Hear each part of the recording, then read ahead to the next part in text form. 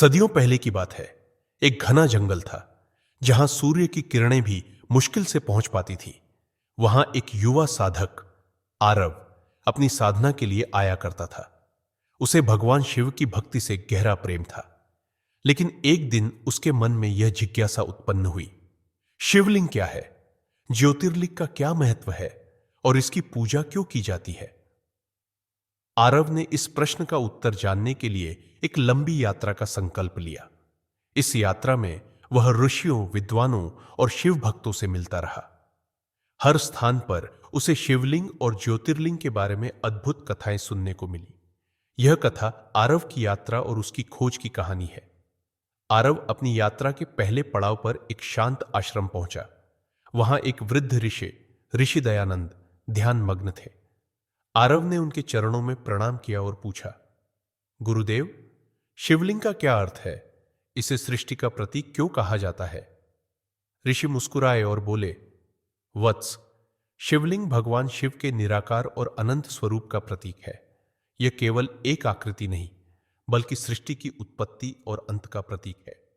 उन्होंने एक कहानी सुनाई। जब ब्रह्मा और विष्णु में श्रेष्ठता को लेकर विवाद हुआ, तो भगवान शिव ने स्वयं को एक अनंत प्रकाश स्तंभ ज्योतिर्लिंग के रूप में प्रकट किया। दोनों ने उस स्तंभ का आदि और अंत खोजने की कोशिश की, लेकिन असफल रहे। इससे उन्हें ज्ञात हुआ कि शिव ही अनंत और सर्वव्यापी है। यह अनंत स्तंभ ही शिवलिंग का प्रतीक है। ऋषि ने समझाया, शिवलिंग का ऊपरी भाग लिंगम है, जो शिव की सृजनात्मक शक्ति का प्रतीक है। इसका आधार योनम है, जो शक्ति या पार्वती का प्रतिनिधित्व करता है। शिव और शक्ति के इस मिलन से ही सृष्टि की रचना होती है। आरव ने ऋषि से दूसरा प्रश्न पूछा, गुरुदेव, ज्योतिर्लिंग क्या है? शिवलिंग और ज्योतिर्लिंग में क्या अंतर है? ऋषि ने उत्तर दिया, वत्स, शिवलिंग हर शिव मंदिर में पाया जाता है और भगवान शिव के निराकार रूप की पूजा का माध्यम है। लेकिन ज्योतिर्लिंग वह स्थान है जहां शिव ने स्वयं को प्रकाश रूप में प्रकट किया। उन्होंने आगे बताया, भारत में 12 ज्योतिर्लिंग है। इनमें से प्रत्येक की अपनी कथा और महत्व है। उदाहरण के लिए, सोमनाथ ज्योतिर्लिंग वह स्थान है जहां चंद्रमा ने भगवान शिव की आराधना करके अपने श्राप से मुक्ति पाई।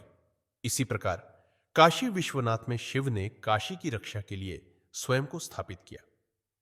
अपनी यात्रा के अगले पड़ाव पर आरव एक प्राचीन मंदिर पहुंचा, जहां एक पुजारी आचार्य वासुदेव शिवलिंग का अभिषेक कर रहे थे। आरव ने उनसे पूछा, आचार्य जी, शिवलिंग का आकार, सामग्री और दिशा का क्या महत्व है? आचार्य जी ने प्रेम पूर्वक उत्तर दिया, पुत्र, शिवलिंग का आकार ब्रह्मांडीय ऊर्जा का प्रतीक है। यह गोलाकार या अंडाकार होता है, जो अनंतता और चेतना को दर्शाता है। उन्होंने बताया, मिट्टी, पत्थर, धातु, स्फटिक या पारद से शिवलिंग बनाए जाते हैं। पारद शिवलिंग को सबसे पवित्र माना गया है। शिवलिंग की स्थापना में दिशा का ध्यान रखना आवश्यक है। मुख उत्तर दिशा की ओर और योनिपीठ दक्षिण दिशा की ओर होना चाहिए। आरव की जिज्ञासा अभी भी शांत नहीं हुई थी। उसने अगला प्रश्न किया, आचार्य जी, लोग शिवलिंग की पूजा क्यों करते हैं? आचार्य ने कहा, वत्स, शिवलिंग केवल एक आकृति नहीं है। यह भगवान शिव की अनंत ऊर्जा और सृजनात्मक शक्ति का प्रतीक है। इसकी पूजा से व्यक्ति को मानसिक शांति, सकारात्मकता और आध्यात्मिक शक्ति मिलती है। उन्होंने आगे समझाया, शिवलिंग की पूजा सृजन और ब्रह्मांडीय ऊर्जा का सम्मान करना है। शिवलिंग की पूजा से व्यक्ति को पापों से मुक्ति और मोक्ष की प्राप्ति होती है। यह ध्यान और साधना का केंद्र है, जो आत्मा को ब्रह्मांडीय चेतना से जोड़ता है। आरव की यात्रा के अंतिम पड़ाव पर उसे एक सिद्ध तपस्वी महर्षि अग्निदेव से मिलने का सौभाग्य मिला। उसने उनसे पूछा, गुरुदेव, क्या आप मुझे शिवलिंग और ज्योतिर्लिंग से जुड़ी कोई प्रेरणादायक कथा सुना सकते हैं? महर्षि ने कहा, वत्स, सुनो, यह कथा तुम्हें शिवलिंग की महिमा को गहराई से समझने में मदद करेगी। एक बार ब्रह्मा और विष्णु में यह विवाद हुआ कि उनमें से कौन श्रेष्ठ है। यह विवाद इतना बढ़ गया कि सृष्टि का संतुलन बिगड़ने लगा। तभी भगवान शिव ने एक अनंत प्रकाश स्तंभ ज्योतिर्लिंग का रूप धारण किया। ब्रह्मा ने ऊपर जाकर इसकी सीमा खोजने का प्रयास किया और विष्णु ने नीचे जाकर, लेकिन दोनों असफल रहे। तब शिव प्रकट हुए और कहा, मैं अनंत हूं और यह प्रकाश मेरी शक्ति का प्रतीक है। सृष्टि, संरक्षण और संहार तीनों मुझसे ही होते हैं। यह सुनकर ब्रह्मा और विष्णु ने शिव की महिमा को स्वीकार किया और उनकी आराधना की।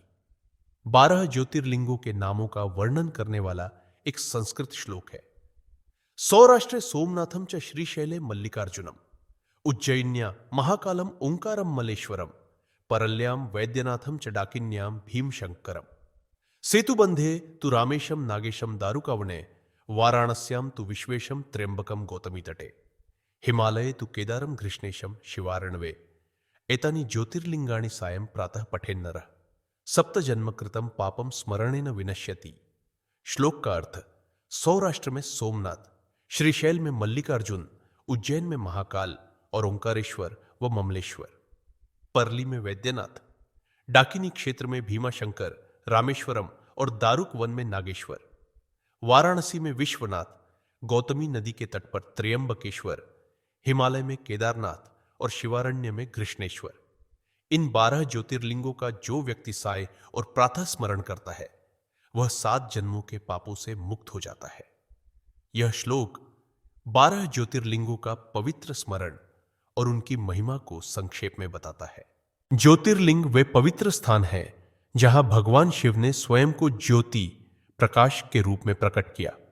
ये 12 ज्योतिर्लिंग भारत के विभिन्न स्थानों पर स्थित है और हर एक की अपनी पौराणिक कथा और आध्यात्मिक महत्व है। इनकी कहानियां और महिमा को विस्तार से समझने का प्रयास करो। 1. सोमनाथ ज्योतिर्लिंग, गुजरात। कथा। चंद्रमा, जिन्हें सोम भी कहा जाता है, ने दक्ष प्रजापति की 27 कन्याओं से विवाह किया था, लेकिन वह केवल रोहिणी से प्रेम करते थे। अन्य पत्नियों की शिकायत पर दक्ष ने चंद्रमा को श्राप दिया कि वह क्षय रोग से ग्रस्त होकर अपनी चमक खो देगा। चंद्रमा ने भगवान शिव की तपस्या की और शिव ने उन्हें इस श्राप से मुक्ति दी। इस स्थान पर भगवान शिव ने सोमनाथ रूप में स्वयं को प्रकट किया। महत्व: सोमनाथ ज्योतिर्लिंग मनोकामना पूर्ति, पापों से मुक्ति और शारीरिक स्वास्थ्य के लिए पूजनीय है। 2. मल्लिकार्जुन ज्योतिर्लिंग, आंध्र प्रदेश। कथा। भगवान शिव और माता पार्वती के पुत्र कार्तिकेय और गणेश के विवाह का प्रसंग यहां से जुड़ा है। कार्तिकेय क्रोधित होकर कैलाश छोड़कर पर्वत पर तपस्या के लिए गए।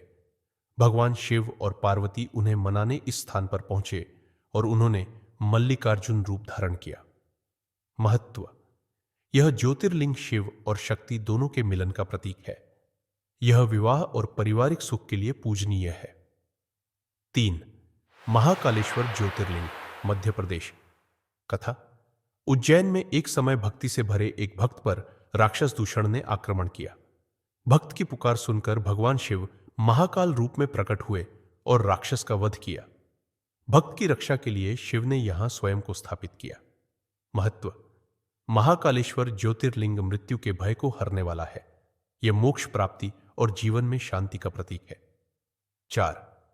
ओंकारेश्वर और ममलेश्वर ज्योतिर्लिंग, मध्य प्रदेश। कथा।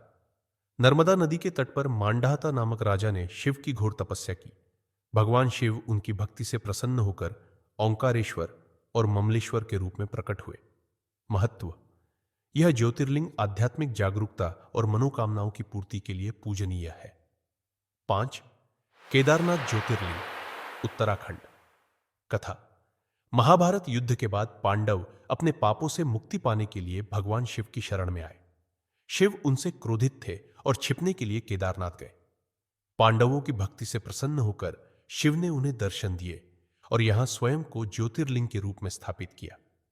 महत्व: केदारनाथ ज्योतिर्लिंग तप, ध्यान और मोक्ष प्राप्ति का प्रतीक है। 6. भीमाशंकर ज्योतिर्लिंग, महाराष्ट्र। कथा। राक्षस भीम ने अत्याचार बढ़ा दिया था। देवताओं की प्रार्थना पर भगवान शिव भीमाशंकर रूप में प्रकट हुए और राक्षस का वध किया। महत्व: यह ज्योतिर्लिंग साहस, शक्ति और सुरक्षा का प्रतीक है। 7. काशी विश्वनाथ ज्योतिर्लिंग, उत्तर प्रदेश। कथा। काशी, वाराणसी भगवान शिव का सबसे प्रिय स्थान है। यहां उन्होंने अपने भक्तों के लिए स्वयं को विश्वनाथ के रूप में स्थापित किया। यह स्थान मोक्ष प्राप्ति का द्वार माना जाता है। महत्व: काशी विश्वनाथ मृत्यु के बाद मोक्ष की प्राप्ति और जीवन के सभी पापों से मुक्ति का केंद्र है। 8. त्र्यंबकेश्वर ज्योतिर्लिंग, महाराष्ट्र। कथा: गौतम ऋषि ने यहां भगवान शिव की घोर तपस्या की। उनकी भक्ति से प्रसन्न होकर शिव ने यहां गंगा को गोदावरी नदी के रूप में प्रकट किया। महत्व: त्र्यंबकेश्वर ज्योतिर्लिंग पारिवारिक सुख, शांति और पितृदोष निवारण के लिए पूजनीय है। 9. वैद्यनाथ ज्योतिर्लिंग, झारखंड। कथा: रावण ने भगवान शिव को प्रसन्न करने के लिए कठोर तप किया और शिवलिंग को लंका ले जाना चाहा। शिव ने उन्हें एक शर्त के साथ शिवलिंग दिया कि उसे रास्ते में कहीं रखा नहीं जाएगा। रास्ते में रावण ने शिवलिंग वहीं स्थापित कर दिया और यह स्थान वैद्यनाथ के नाम से प्रसिद्ध हुआ। महत्व: वैद्यनाथ ज्योतिर्लिंग स्वास्थ्य, सुख और समृद्धि का प्रतीक है। 10. नागेश्वर ज्योतिर्लिंग, गुजरात। कथा: एक भक्त सुहास पर दारुका नामक राक्षस ने अत्याचार किया। भक्त की पुकार सुनकर भगवान शिव नागेश्वर रूप में प्रकट हुए और राक्षस का वध किया। महत्व: नागेश्वर ज्योतिर्लिंग भय और शत्रुओं से मुक्ति का प्रतीक है। 11. रामेश्वरम ज्योतिर्लिंग, तमिलनाडु। कथा: भगवान राम ने लंका जाने से पहले भगवान शिव की पूजा के लिए यहां एक शिवलिंग स्थापित किया। यह शिवलिंग रामेश्वरम के नाम से प्रसिद्ध हुआ। महत्व: रामेश्वरम ज्योतिर्लिंग सभी पापों से मुक्ति और विजय का प्रतीक है। 12. घृष्णेश्वर ज्योतिर्लिंग, महाराष्ट्र। कथा: घृष्णा नामक एक महिला ने भगवान शिव की घोर तपस्या की और उनकी भक्ति से प्रसन्न होकर शिव ने यहां स्वयं को घृष्णेश्वर के रूप में प्रकट किया। महत्व: घृष्णेश्वर ज्योतिर्लिंग पारिवारिक सुख और समर्पण का प्रतीक है। सीख: इस कथा से हमें यह समझ में आता है कि शिवलिंग भगवान शिव की अनंतता, सृजनात्मकता और ऊर्जा का प्रतीक है। इसकी पूजा केवल एक धार्मिक अनुष्ठान नहीं, बल्कि आत्मा को शुद्ध करने और ब्रह्मांड से जुड़ने का माध्यम है। यदि आप शिव की भक्ति करते हैं तो शिवलिंग आपकी आत्मा को प्रकाशमय बना सकता है और आपको मोक्ष के मार्ग पर ले जा सकता है। भगवान शिव का शिवलिंग और ज्योतिर्लिंग रूप हमें यह सिखाते हैं कि वे न केवल एक देवता है, बल्कि वे ब्रह्मांडीय शक्ति और जीवन के शाश्वत चक्र का प्रतीक है। उनका स्वरूप निराकार और अनंत होता है, जो हम सभी के भीतर की ऊर्जा और चेतना को दर्शाता है। आरव की जिज्ञासा अब शांत हो चुकी थी। उसने अपनी यात्रा पूरी की और शिवलिंग की महिमा को गहराई से समझा। उसने यह अनुभव किया कि शिवलिंग केवल पूजा का साधन नहीं, बल्कि आध्यात्मिक जागरण और ब्रह्मांडीय ऊर्जा का केंद्र है। आप सभी से विनम्र निवेदन है कि इस कथा को अपने प्रियजनों, मित्रों और सहकर्मियों के साथ साझा करें। आइए पुराण कथाओं के इस खजाने को हर घर तक पहुंचाने में हमारा साथ दें, ताकि धर्म और भक्ति के गूढ़ रहस्यों का अनुभव हर कोई कर सके। यदि आपको हमारी यह प्रस्तुति पसंद आई हो तो कृपया इसे लाइक करें और आपके अपने मंच पुराण कथा को सब्सक्राइब करना न भूलें। आपकी यह छोटी सी पहल हमारे प्रयास को बढ़ावा देने और हमें और बेहतर करने के लिए प्रेरित करेगी। हमारे साथ इस कथा के अंत तक जुड़े रहने के लिए हृदय से धन्यवाद। महादेव आप सभी पर अपनी कृपा और आशीर्वाद बनाए रखे। आपका जीवन हमेशा धर्म, भक्ति और आनंद से भरा रहे। हर हर महादेव।